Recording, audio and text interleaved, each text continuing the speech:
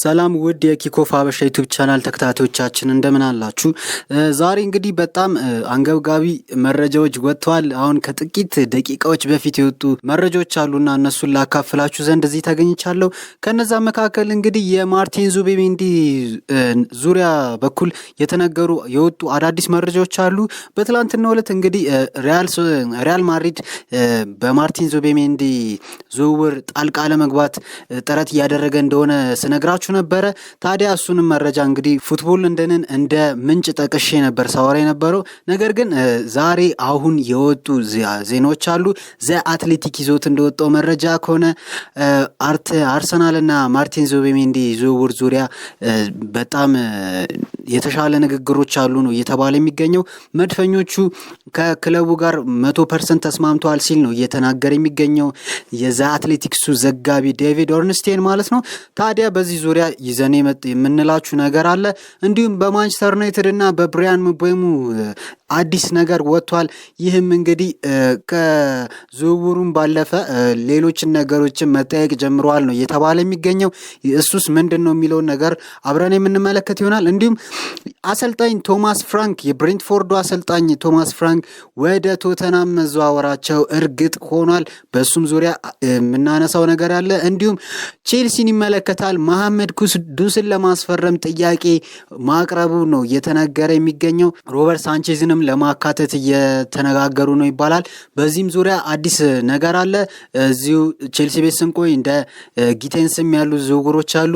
እንዲሁም አሌሃንድሮ ጋርናቾ ከማንቸስተር ዩናይትድ እንደሚለቅ እርግጥ ከሆነ በኋላ ክለቦች የተፈለጉለት ይገኛሉና ከነዛም ክለቦች መካከል ሁለቱ የለንደን ክለቦች ቼልሲና አርሰናል ይገኙበታል። በዚህም ዙሪያ ይዘን የመጣ ነው ዘገባ አለ። እናንተም ቪዲዮን ላይክ ቻናሉን ደግሞ ሰብስክራይብ በማድረግ አብራችሁ እንድትቆዩ ስል በአክብሮት አሳስባለሁ።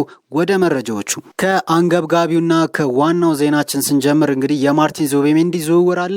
ሪያል ማድሪድ የሪያል ሶሴዳዱን አማካይ ዙቢሜንዲ ለማስፈረም እንቅስቃሴ ላይ እንዳልሆኑ ነው ዘ አትሌቲክስ ይዞት የወጣው መረጃ የሚናገረው። ይሁን እንጂ የልጁ ፈላጊ ክለብ እንደሆኑ ይታወቃል። ነገር ግን ሁነኛ እንቅስቃሴ አላደረጉም ሪያል ማድሪዶች ነው እየተባለ የሚገኘውና የሰሜን ለንደኑ ክለብ አርሰናል ከተጫዋቹም ሆነ ከክለቡ ጋር መስማማቱን ነው ዴቪድ ኦርንስቴን ደግፎ የተናገረው። አርሰናል ከሪያል ሶሴዳድ የተጫዋች ዝውውር ላይ ከውል ማፍረሻው ላይ ተጨማሪ ከፍሎ ነው የሚያዘዋወረው። ይህም የሆነበት ምክንያት አለ። 60 ሚሊዮን ዩሮ ነበረ የተጫዋቹ የዝውውር ዋጋ። ነገር ግን 65 ሚሊዮን ዩሮ ከፍሎ አርሰናል ለመውሰድ መስማማቱ ተነግሯል። ይህም የሆነበት ምክንያት እንግዲህ እየከፋፈለ ለመክፈል እንዲመቸው ሲባል ነው 5 ሚሊዮን ዩሮ የጨመረው ማለት ነው።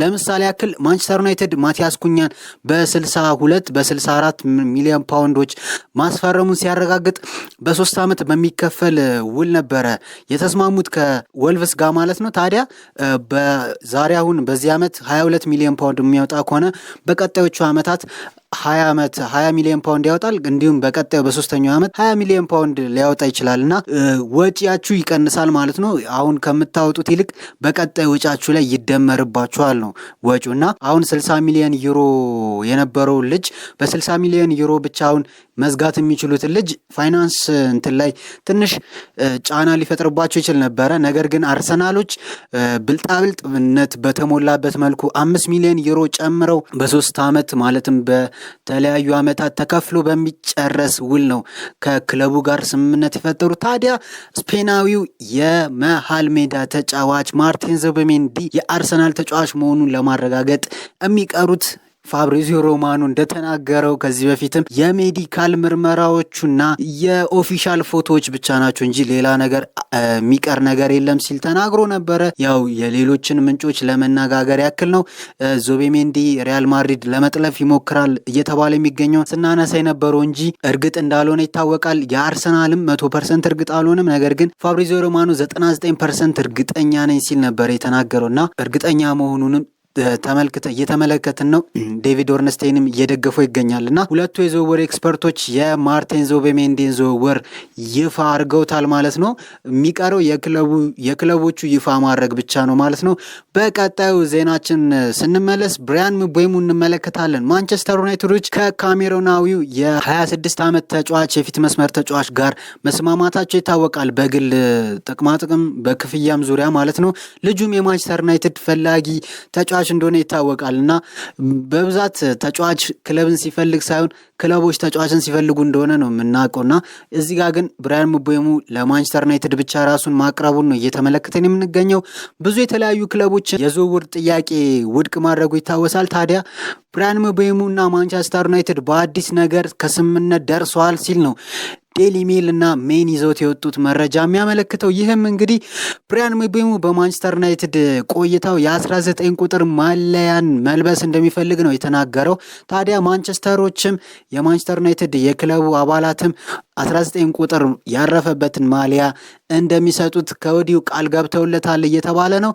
ታዲያ ከፊርማውን ባለፈ በማሊያ ቁጥር ራሱ እየተደራደሩ ይገኛልና ምን ያክል የዚህ ልጅ ፍርሚያ ቅርብ እንደሆነ ነው የሚያመለክተው። እዛው ማንቸስተር ዩናይትድ ቤት ስንቆይ ቅድም ለመነጋገር ለመጥቀስም እንደሞከርኩት ቲዋይሲ ስፖርት ይዞት እንደወጣው መረጃ ከሆነ አሌሃንድሮ ጋርናቾ መውጣቱ እርግጥ ከሆነ በኋላ ብዙ ክለቦች ፈላጊ ሆነው ብቅ ማለታቸው ይታወሳል። ከዚህ በፊት ናፖሊ የነበረውን ፍላጎት እናውቃለን፣ እንዲሁም ቼልሲም አለ። ነገር ግን አርሰናል ከዚህ ልጅ ጋር ስሙ ተያይዟል ነው እየተባለ የሚገኘው። በተለይ ሁለቱ የለንደን ክለቦች ቼልሲና አርሰናል በዚህ ልጅ የዝውውር ጉዳይ ዙሪያ ጣልቃ እየገቡ ይገኛል ሲል ነው ቲዋይሲ ስፖርት ይዞት የወጣው መረጃ የሚያመለክተውና የአርጀንቲና የፊት መስመር ተጫዋች ወዴት ያመራል የሚለው ጥያቄ መመለስ የሚገባው ጥያቄ ነው ብዬ አስባለሁ። እዛው ቼልሲ ቤት ደግሞ እስቲ ዞር እንበልና ቼልሲ መሐመድ ኩዱስን ለማስፈረም እንቅስቃሴ እያደረጉ ነው። ቲምቶክ ይዞት እንደወጣውም ዘገባ ከሆነ ለዌስትሃሙ የጋናዊው አጥቂ 70 ሚሊዮን ፓውንድ ድረስ ይጠየቅበታል ነው እየተባለ የሚገኘው። ነገር ግን ቼልሲ ኢናክል ዋጋ ላለመክፈል ሲል ቀነስ አድርጎ ሮበርት ሳንቼዝን ለመቀየር ነው እያሰበ የሚገኘው። ግብ ጠባቂያቸው እንግዲህ ትንሽ ደካማ የሚባል እንቅስቃሴ ነው ያስመለከተ የሚገኘው በዚህም ሆነ ባለፈው ሲዝን ማለት ነው።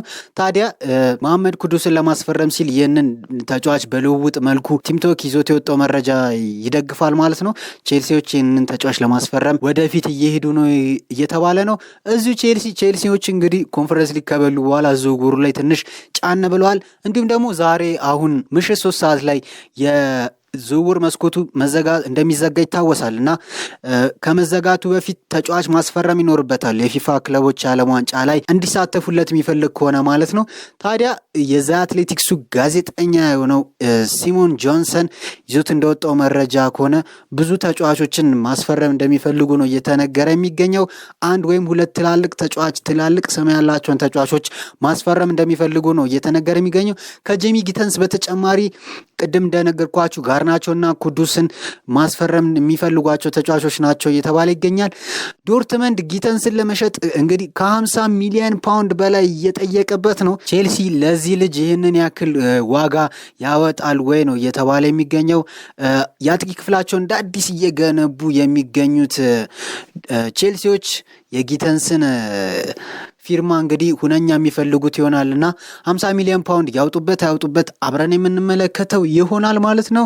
የዝውውር ዜናዎቻችን ትንሽ ከተጫዋቾች ጋፕ እናርግና ወደ አሰልጣኝ እንሂድ። አሰልጣኝ ቶማስ ፍራንክ የብሬንትፎርዱ አሰልጣኝ ሁነኛ ተዋናይ ማለት ይቻላል ከማሳደግ ጀምሮ እስካሁንም ፕሪሚየር ሊግ ላይ ኮንሲስተንት ሆኖ እንዲቆዩ የራሱን የሆነ አስተዋጽኦ ሲያሳርፍ የነበረው ቶማስ ፍራንክ ወደ ቶተናም ቤት አምርቷል። ቶተናም እንግዲህ ዩሮፓ ሊግን ከበላ ከ41 ዓመት በኋላ ነው ዩሮፓ ሊግን ሲበላ፣ እንዲሁም ደግሞ ከ17 ዓመት በኋላ ማንኛውም አይነት ዋንጫ ሲያሳካ ለመጀመሪያ ጊዜ በአንጄ ፖስቴኮግሉ ስር ነበር ያሳካው። ነገር ግን ይህም ቢሆንም አንጄ ፖስቴኮግሉ ላለመባረር ምክንያት አልሆናቸውም።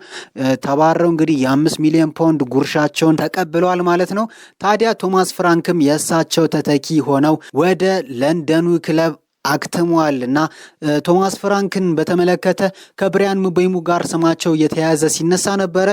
ወደ ቶተናም የሚሄዱ ከሆነ ብሪያን ምቤሞን እዛ ይፈልጉታል እየተባለ ሲነገር ነበር። ነገር ግን ብሪያን ምቤሞ ከብቸኛ ፍላጎቱ የማንቸስተር ዩናይትድ እንደሆነ ተናግሮ ነበርና ቶተናም ሆነ ኒውካስትል ዩናይትድ ሆነ ሌሎች ክለቦች ቢፈልጉትም ጥያቄ ቢያቀርቡለትም የተለያዩ የአውሮፓ ውድድር ተሳታፊ ክለቦች ጥያቄ ቢያቀርቡለትም ነገር ግን በዚህ በቀጣይ ውድድር ዓመት ነፃ ከሆነው ከየትኛውም የአውሮፓ ውድድር መድረክ ነፃ ከሆነው ማንቸስተር ዩናይትድ ጋር ስምምነት ለመፈጸም ጫፍ ላይ ነው። ልጁ ኦልሬዲ ፍላጎቱን አሳውቋል።